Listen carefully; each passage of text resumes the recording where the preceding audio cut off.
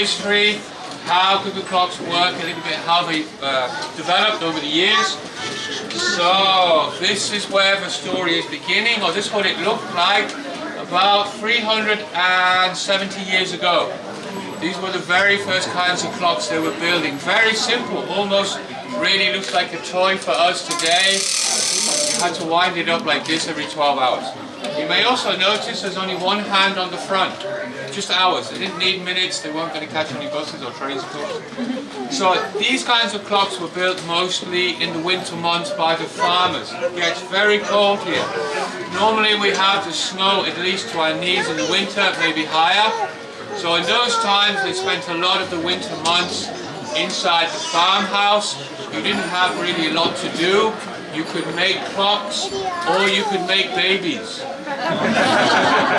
But not at the same time, please. Okay? And then in the spring you're going to take your clocks down to the local market, you sell them, and the farmers had a little extra money. So it's basically just something to do in a quiet time of the year, but you're still earning money. Next big change is about 300 years ago. We now have professional clockmakers appearing. Many of them are self-taught, and they're now making the parts of the clocks with metal.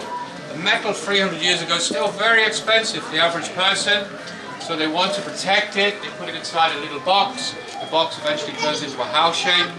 On the front, they make a very simple face, a shape. It's easy to make, and then to make it more interesting, we start to paint all kinds of different designs, different pictures, different colors, just like us today. We go shopping for our home, we like to see variety. And then about 250 years ago, a clockmaker here takes one of our painted clocks, and then for the first time they add our new friend and the star of the show, the Cuckoo Bird! Okay, calm down, calm down. Call security, throw you out. This is incredibly simple for us today, ladies and gentlemen. We have so much technology. For us, we can only see barely half of it.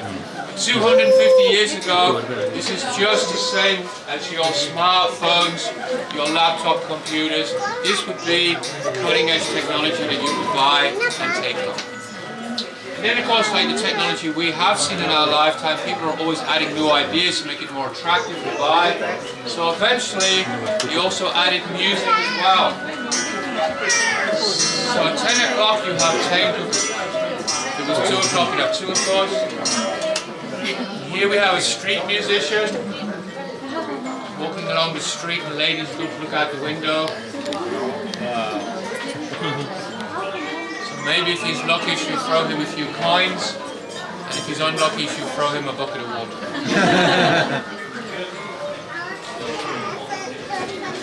So the cuckoo clocks that we recognize today, they only started about 160 years ago. So a new idea.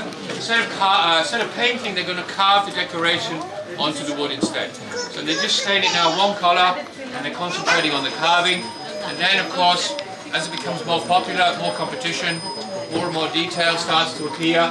So you have different animals, birds, flowers, all the things you might find in the Black Forest.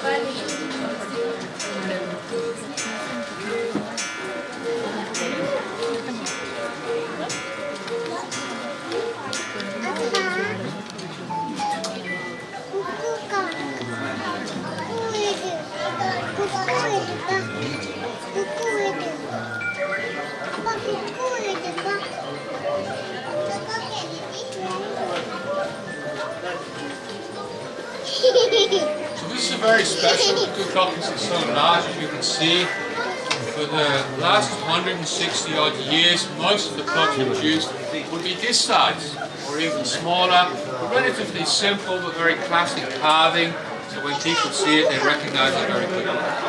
The There's two ways of making our cuckoo clock work. We have the traditional mechanical mechanism. Most of us here remember the clocks used to wind up at the back with the key.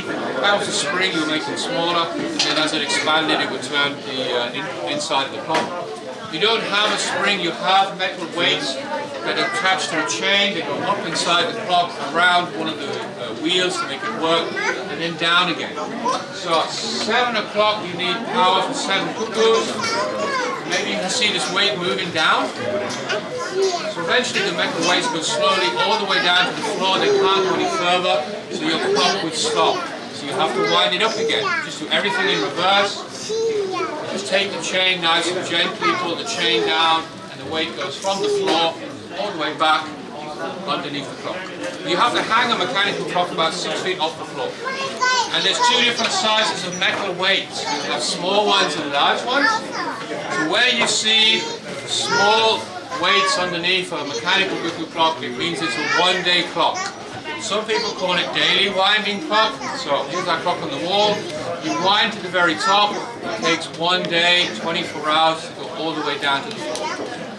It also, because it's a one-day clock, you have to wind it up every single day. So that's why some call it the daily winding. Then the far larger weights that we've seen behind me are the 8-day clocks. You've ever seen grandfather clocks are probably also 8-day clocks. If you wind to the top, it takes 8 days to go all the way down to the bottom. So mechanical clocks are either 1 day or 8 day. The other kinds of clocks we have are battery cuckoo clocks. Just the same as any other battery clocks you have at home. You put the batteries in the back, then set the correct time on the front. Batteries last about 1 year. But we still need to make a cuckoo sound. So to make the sound, we're no longer allowed to take a cuckoo bird and then squeeze them inside a wooden box. People didn't like that, they thought it was very cruel. So we had to think of something new. So now, instead of having a real cuckoo bird inside, you have these two very long pipes. On the top there's a small opening, and the air will go in and out of the pipe with the help of this bellows, just drawing the air in and out. So it's pretty simple really. So you've got two of them with slightly different sounds or tones.